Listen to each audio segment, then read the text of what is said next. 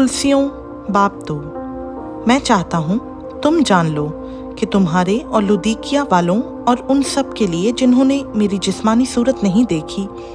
क्या ही जांफिशानी करता हूँ, ताकि उनके दिलों को तसल्ली हो और वो मोहब्बत से आपस में घुटे रहें और पूरी समझ की तमाम दौलत को हासिल करें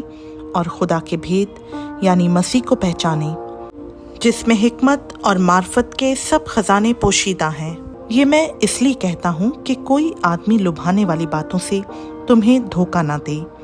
क्योंकि मैं जिस्म के एतबार से दूर हूँ मगर रूह के एतबार से तुम्हारे पास हूँ, और तुम्हारी बाकायदा हालत और तुम्हारे ईमान की जो मसीह पर है मजबूती देखकर खुश होता हूँ।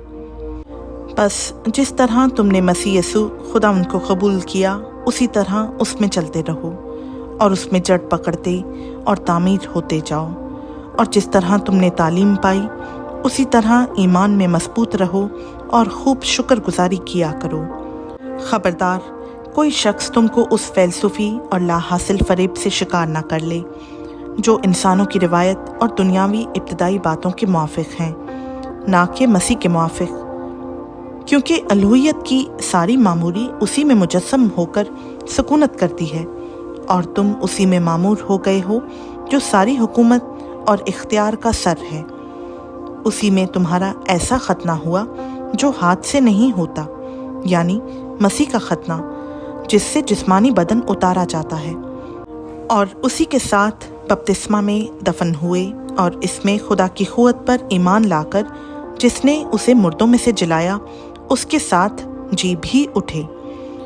और उसने तुम्हें भी जो अपने कसूरों और जिस्म की नामख्तूनी के सबब से मुर्दा थे उसके साथ ज़िंदा किया और हमारे सब कसूर मुआफ़ किए और हुक्मों की वो दस्तावेज़ मिटा डाली जो हमारे नाम पर और हमारे खिलाफ थी, और उसको सलीब पर कीलों से जड़कर सामने से हटा दिया। उसने हुकूमतों और इख्तियारों को अपने ऊपर से उतारकर उनका बरमला तमाशा बनाया और सलीब के सबब से उन पर फतेह याबी का शादियाना बजाया। बस खाने पीने या ईद या नए चांद या सबत की बाबत कोई तुम पर इल्ज़ाम ना लगाए, क्योंकि ये आने वाली चीज़ों का साया है, मगर असल चीज़ें मसीह की हैं। कोई शख्स खाकसारी और फरिश्तों की इबादत पसंद करके तुम्हें दौड़ के इनाम से महरूम ना रखे। ऐसा शख्स अपनी जिस्मानी अक्ल पर बेफ़ायदा फूल कर देखी हुई चीज़ों में मसरूफ़ रहता है और उस सर को पकड़े नहीं रहता जिससे सारा बदन जोड़ों और पट्ठों के वसीला से परवरिश पाकर और बाहम पैवस्ता होकर खुदा की तरफ से बढ़ता जाता है।